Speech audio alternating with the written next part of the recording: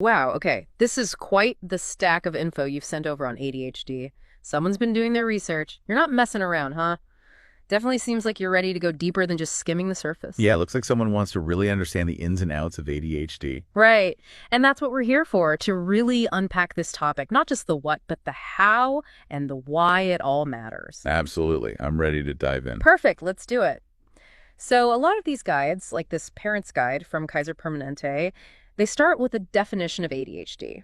But I get the feeling it's so much more than just a simple definition? Oh, for sure. Most people, they hear attention deficit and they think, easily distracted. But that's really just scratching the surface. We're talking about a whole different way the brain works, how it processes information, how it impacts behavior, the whole package. So it's more like instead of just trouble paying attention, it's about what, like the brain's control panel having a few glitches or something. That's actually a great way to think about it. And that's where we get into executive functions, which a lot of these sources talk about. Like the EP guide, it dives into how those functions can be affected in ADHD. It's like, imagine your brain is an orchestra, right? And the conductor, they're having a bit of a hard time keeping all the different sections in sync. Things like memory, planning, controlling impulses. That's all part of it. So it's not as simple as just telling someone with ADHD to focus more because their brain's not wired to work that way. And that's where those myths about ADHD, like blaming it on bad parenting or too much screen time, that's got to be so frustrating, right?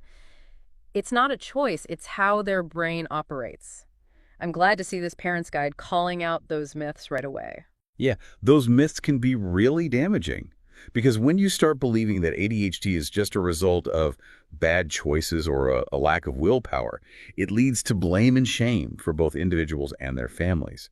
It's crucial to remember that ADHD is a neurological difference, not a character flaw. Absolutely. And you can really feel that struggle, that feeling of being misunderstood in some of these materials. Like this quote from the Shire Pharmaceuticals guide, it really stuck with me. It's a parent saying, "Everyone keeps telling me my child is just badly behaved, but I know deep down there's something more going on." Just heartbreaking. It is.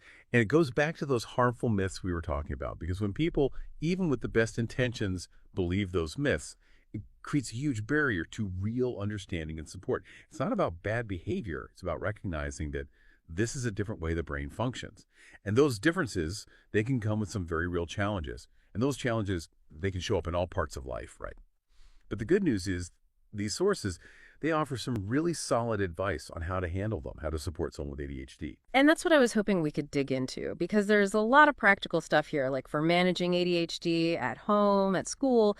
Speaking of school, that feels like a whole other ball game, especially for parents trying to figure out how to advocate for their child in that environment. And some of these resources, like this school toolkit, they even get into the legal side of things. I bet that's something most people don't know much about. Yeah, you're right. A lot of parents, even teachers, they're not super familiar with the legal stuff, like Sure. the Individuals with Disabilities Education Act, IDA, and those 504 plans. These are tools that can help make sure students with ADHD are getting the support they need, the support they're entitled to by law. Okay, so break it down for me. What does that actually look like in the classroom? What kind of support are we talking about here? So it's not just about getting extra time on tests, although, yeah, that could be part of it. But think about the core challenges we've talked about. Working memory, staying organized, not blurting things out. A lot of these guides, like this teacher guide and even that Spanish language one you included, they have tons of strategies for dealing with those specific things. Preferential seating, so the student isn't right next to a distraction or maybe they're closer to the teacher. Using more visuals like charts and diagrams instead of just relying on spoken instructions. Breaking down big assignments into smaller, more manageable chunks. It can make a huge difference. So it's about making the learning environment more ADHD friendly, basically, setting them up for success, not setting off those executive function struggles at every turn. Exactly. And it's about helping them feel supported, not singled out or like they're doing something wrong. Remember, a lot of kids with ADHD are incredibly bright, super capable. They just might need information presented in a slightly different way. And that's where having open communication between parents and teachers, that's absolutely key. Speaking of different ways of learning, I noticed this coach's guide. It really highlights how beneficial sports can be for kids with ADHD, which I thought was interesting. It's not something you always hear about? It makes a lot of sense when you think about it. These kids often have so much energy, right? And sports can be a fantastic way to channel that energy in a positive way. Plus, it teaches them about teamwork, discipline, all those valuable life skills. But it's not just a matter of throwing them into any sport and hoping for the best, right? The guide mentions some specific coaching strategies that can be helpful. Right, because just like in the classroom, kids with ADHD often benefit from a slightly different coaching approach. This guide, it talks about using more visual prompts, things like hand signals or diagrams, even getting the kids involved in demonstrating drills, anything to make the information stick better and keep those energy levels in check. I love that. It's not just about managing ADHD, it's about recognizing that it comes with its own set of strengths, and then finding ways to help those strengths shine. 100%.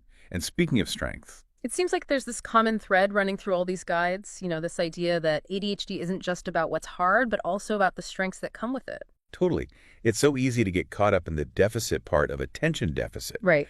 that we forget to acknowledge and appreciate the incredible strengths that often come along with it. Yeah. You walked in here with this huge stack of sources you've been digging through for this episode. Yeah, it's a lot. That right there, that ability to hyper-focus on something that really grabbed your interest, that intense focus and drive, often a hallmark of ADHD. Wow, you're so right. I never thought about it like that. And some of these guides even list out those strengths, which I think is so important for people to see. Yeah. Like this coach's guide, it lists out things like energy, personality, loyalty, ingenuity. Wow. Those are incredible strengths to have in any area of life. Absolutely. It makes you think about, well, what happens next? I mean, we've been focusing a lot on childhood and school, but you included some stuff about adults with ADHD too. Like there's that college guide and that HEDD guide. So it's not like you just hit a certain age and poof, no more ADHD, right? Exactly. It's something a lot of people don't fully grasp. ADHD is a lifelong thing. It's part of how your brain is wired. And while those strengths we talked about, they can be super valuable in adulthood, those executive function challenges, they might still be there too. And the world, let's be honest, it's not always designed with neurodiversity in mind. That's for sure. So for adults with ADHD who are listening, what kind of advice do these guides offer for navigating, well, life in general? They really stress the importance of self-advocacy, knowing yourself, knowing your needs, and not being afraid to ask for support when you need it, whether that's therapy, medication, coaching, or even just having a heart-to-heart with your friends and family.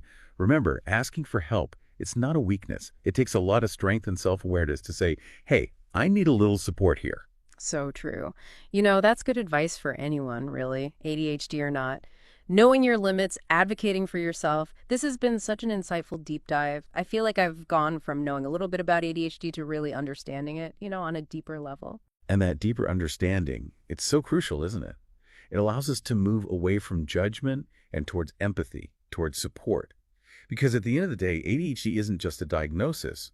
It's a different way of experiencing the world. And that difference, it deserves to be recognized. It deserves to be valued. Absolutely.